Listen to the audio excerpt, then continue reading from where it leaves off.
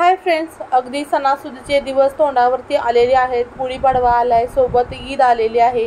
आणि ईद म्हणलं की शिरखुर्मा, आणि शिरखुर्मा म्हणलं की मनाला आनंद देणारा पदार्थ.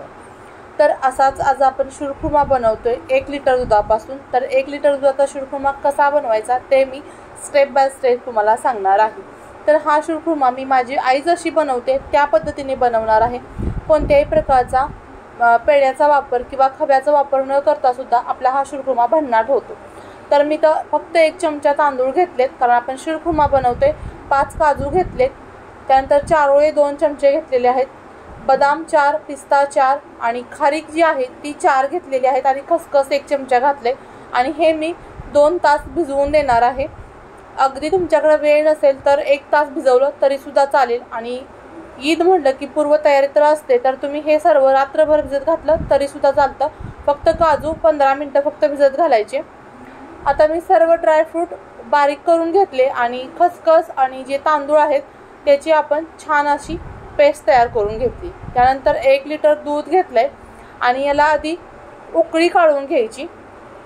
तर तांदूळ आणि खसखस घातल्यामुळे आपल्या शिरखुर्म्याला रिचनेस येतो आणि दाटसरपणा येतो, सोबत क्रीमी टेक्स्चर येतं. आता मी इथं साखर घातले, तर साखर आपल्या आवडीनुसार कमी किंवा जास्त घालायचे. मी अर्धा कपला सुद्धा कमी साखर घातले.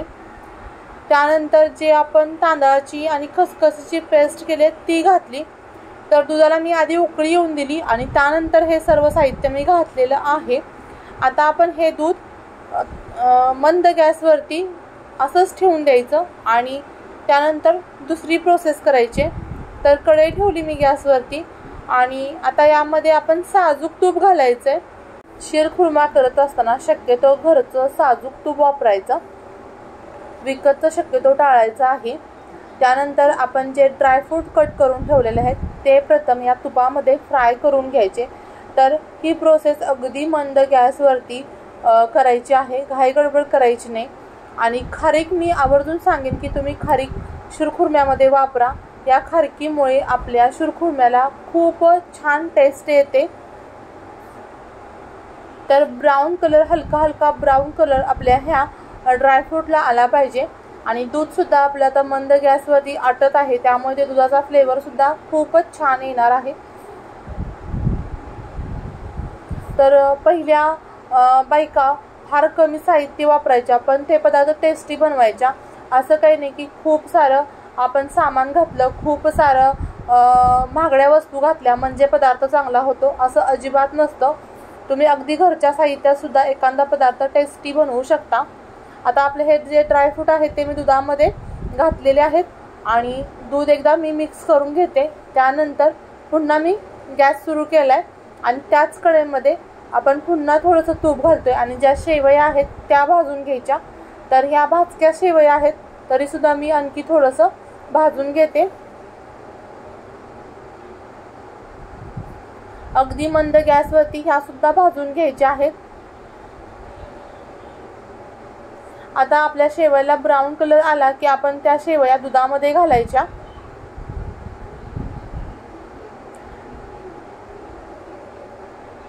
छान असं मंद गॅसवरती आपलं दूध आणि जे ड्रायफ्रूट आहेत ते छान शिजले जातात. आता हे सर्व मी एकदा मिक्स करून घेते, आणि आता आपण यामध्ये थोडंसं जायफळ आणि थोडीशी वेलची पूड घालायची. तुमच्याकडं केशर असेल, तुम्हाला आवडत असेल घातलं तर चालेल, नाही घातलं तरी सुद्धा आपला शिरखुर्मा खूप टेस्टी होतो.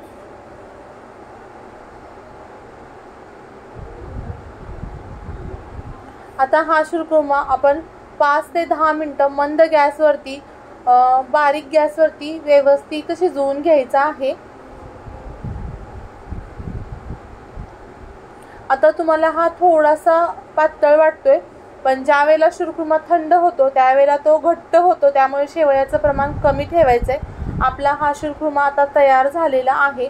आता आपण यामध्ये किशमिश घालणार आहोत, पण किशमिश घालण्यासाठी आपण दुधाचं टेम्परेचर थोडंसं कमी करायचं आहे. मी गॅस बंद केलेला आहे, आणि दुसऱ्या गॅसवरती मी कढई ठेवलेली आहे. तर त्या कढईमध्ये आणखी थोडंसं तूप घालायचं, आणि हे किशमिश आहेत ते मंद गॅसवरती आपण ब्राऊन कलर येतोपर्यंत थोडेसे फ्राय करून घ्यायचे. तर यामुळे आपलं दूध खराब होत नाही, कारण किशमिश घातल्यामुळे दूध खराब होण्याची दाट शक्यता असते आणि आता उन्हाळासुद्धा आहे, सो ही काळजी आपण घ्यायची आहे. आणि हा शिरखुर्मा तुमचा 3 ते 4 दिवस खराब होत नाही. तुम्ही 2 टाईम जर तो गरम केला तर तो अजिबात खराब होत नाही. फ्रीजमध्ये ठेवायची सुद्धा गरज नाही, कारण ज्या वेळेला मी लहान होते त्यावेळेला माझी आई तो 3-3, 4-4 दिवस शिरखुर्मा राहायचा. तर आता आपण हा शिरखुर्मा एका वाटीमध्ये सर्व करू.